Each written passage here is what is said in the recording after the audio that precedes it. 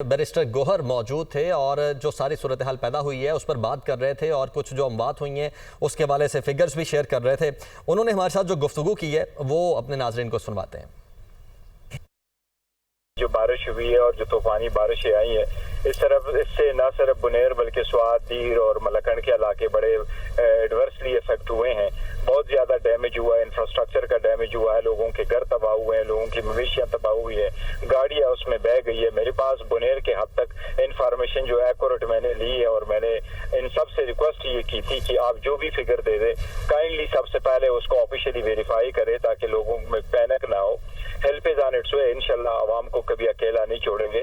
لیکن میرے پاس اس وقت جو فگر ہے ہمیں زیادہ اندیشہ ہے جانی نقصانات کا. میرے پاس اس وقت فگر ہے کہ 78 کے قریب لوگوں کی ڈیتھ ہو چکی ہے, لیکن اس میں اضافہ ہو سکتا ہے کیونکہ ابھی تک ریسکیو ٹیمیں وہاں پہنچ چکی ہے, گروپس بن چکے ہیں سارے ضلعوں کے لیے. اس میں ان کے نمائندگان MPAs MNAs شامل ہیں, اس میں ان کے ناظمین شامل ہیں, اس میں ان کے جو نوٹیبل علاقے کے ان لوگوں کو گروپ میں شامل کیا. اس میں ڈسٹرکٹ ایڈمنسٹریشن ہمارے ساتھ ہے, اس میں پولیس ایڈمنسٹریشن ہمارے ساتھ ہے اور 24/7 ہم اس کو اب مانیٹر کر رہے ہیں.